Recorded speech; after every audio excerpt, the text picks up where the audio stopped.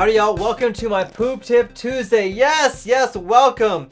Every Tuesday, I answer your questions you guys have sent me to hopefully improve your GI tract. Now, if you want your question answered by me, the best thing you can do is to subscribe to my newsletter. Every quarter, I'll send a survey about questions that you guys may want to ask me.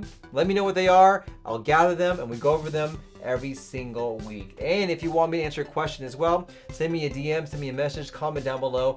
We'll love to hear what you guys have to say. But if you're joining for the first time, my name is Dr. Islam. Yes, I am your poop guru and microbiome expert.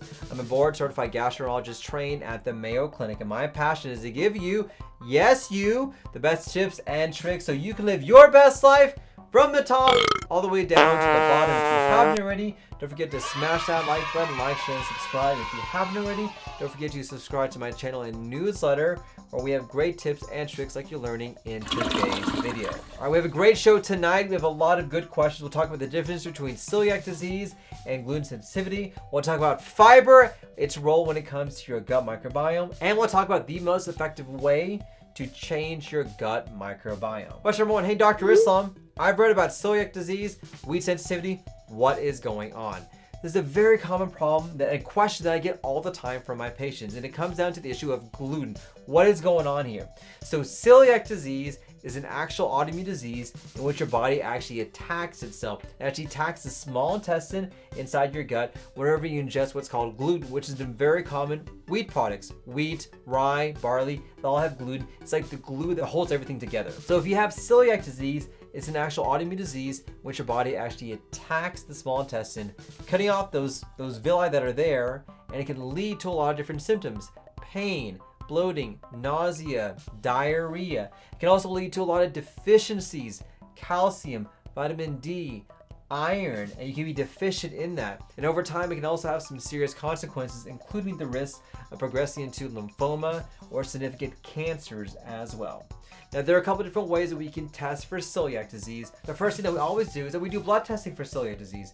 We actually can check a blood test to see if you have an elevated marker that's suspicious for celiac disease. And then to confirm that, we'll do what's called an upper endoscopy or an EGD, where you should go down with the scope, take a biopsy of that small intestine, look at it under the microscope to see if this is a reason why you're having your issues. And if you have that, then we can confirm that you have celiac disease, and we'll put you on the treatment, which is typically a gluten-free diet.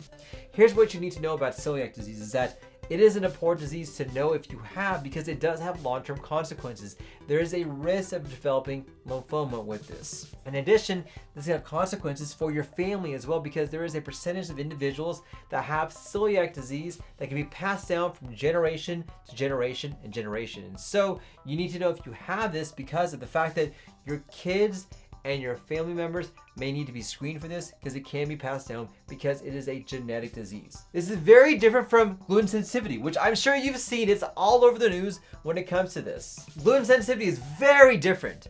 This is almost similar in terms of presentation. You know, you may have pain, bloating, nausea, upset stomach, maybe brain fog, which is almost similar to the symptoms that you have with celiac disease.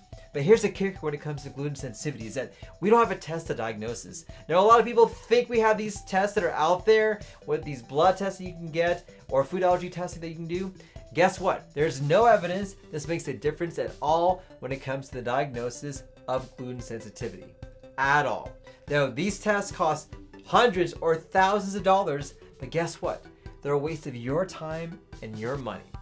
Here's the best way to know if you have gluten sensitivity. You eat gluten, you feel like crap, you stop gluten, you feel better. It's as simple as that. There are no ways to test this. Now, the other important thing about gluten sensitivity is that it doesn't lead to all the long-term complications that celiac does. It does not lead to cancer, it does not lead to lymphoma, and you don't have typically the vitamin deficiencies that you would have with celiac disease. So you will have the gut issues and some of the other issues, but you won't have the long-term consequences from that. And the treatment's the same as it is for celiac disease, in that you avoid gluten to hopefully get you feeling better. So big key difference: celiac disease is an autoimmune disease in which your body actually attacks itself to cause the villi to be cut off and lead to the symptoms of GI issues, whereas gluten sensitivity doesn't have that. You don't have that autoimmune disease, autoimmune reaction, but it leads to the similar symptoms as celiac disease does. great question. I see this all the time. I'm glad someone had asked this question. Let me know in the comments down below if you have any other questions or comments or concerns when it comes to the difference between celiac disease and gluten sensitivity. All right, question number 2, fiber. What is going on? I get so many questions about fiber, so let's talk about this. First, a couple things I want to tell you about fiber. Number 1, fiber, try to get all your fiber from food. This is going to be the most important thing that you can do. Having a wide variety of plants will give you the fiber that you need. So try to get as much fiber as you can from food. However, I know it's hard because that fiber can range between 25 to 40 grams per day. This is a lot. And so many of us, including me, don't have enough fiber in our food from our everyday diet, which will make it more difficult for us to maintain that fiber supplementation. So if you're gonna use fiber, if you're gonna use a supplementation, choose wisely because not all fiber is the same. Let's go into this in more detail. So number 1, FiberCon, or calcium polycarbophil. This is a soluble fiber. So because of that, it tends to cause a lot more gas and bloating, but it also tends to be a lot more gut friendly than some of the other fibers that are there. That gas and bloating is the fermentation that you need to produce the fatty acids to help improve your gut microbiome. So this one is generally used for gut health and overall health in general. It's the same thing with benefiber as well. Benefiber or wheat dextrin also is a soluble fiber that is overall healthy but can have that bloating side effect that occurs with that.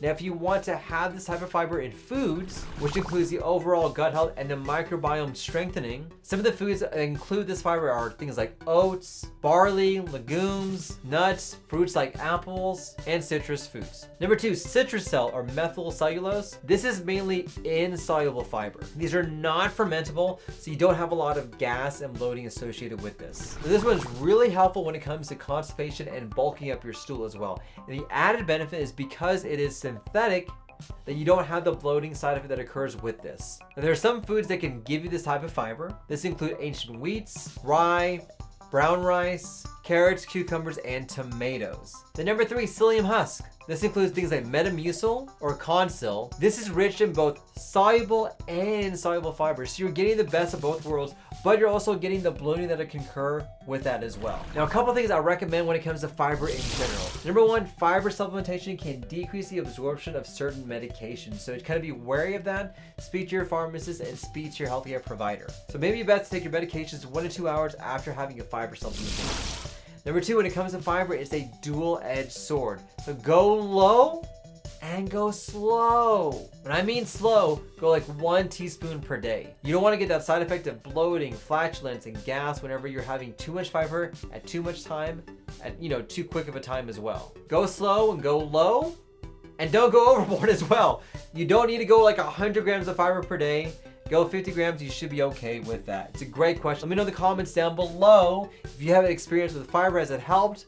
What tips do you have? My audience would love to hear what you guys have to say. All right, question number 3. Hey, Dr. Islam, what is the most effective way I can change and improve your gut microbiome? All right, so I'm a gut microbiome expert. I love talking about this. And there's so many things that we're doing that are destroying your gut and making it worse for you. So what are my tips? Here are 5 things that I recommend to hopefully improve your gut microbiome and get you feeling better. Number 1, the best thing you can do is to have a wide variety of plants. By far, the best predictor of the best microbiome is the diversity of plants you have in your diet. So a diverse array of plants is what's going to give you the gut flora microbiome that you need to get your gut on track, to lay the foundation that you can to get your GI tract feeling better. Tip number 1. Number 2, eliminate all the bad things that are causing your gut to be destroyed, mainly processed foods. Processed foods are foods that are not made naturally that you can get at fast foods. It's basically anything in a wrapper. These are foods that are terrible for your gut, terrible for your gut microbiome, and terrible for your health overall. Eliminate these, get rid of them, so you can hopefully get everything taken care of for you. Number 3, remove the things that are toxic to your gut. These include unnecessary antibiotics. Too many of us, including me, took antibiotics when we were younger, and we didn't realize the effect it's having on our gut and our GI tract. And even if you take antibiotics now, be careful of the type that you take. Make sure it is a type of antibiotic that you need that's necessary that's going to hopefully get you feeling better and treating what you need to do. Number 4, eliminate alcohol. Don't even have a little bit. Alcohol is a direct toxin to your gut, to your liver, to your whole body. There's nothing that comes good with alcohol. There are virtually no benefits. Don't do it. It's terrible for you. And then lastly, if you're smoking, for goodness sake, stop. This is 2023. You need to stop smoking. Smoking is terrible for your gut, for your GI tract, for your gut microbiome, for your health. Stop doing it. Stop doing it. Stop doing it. These are 5 tips that I recommend for all my patients when it comes to the gut microbiome. Guys, I thank you for watching. Don't forget to join me every Tuesday where I post these videos on all my social media streams. If you want your question answered, send me a question, send me a DM, but most importantly, subscribe to my newsletter where you can get the best tips and tricks going to your inbox every single week. Guys, thank you for watching. Don't forget, let's talk about poop. Thanks, everyone.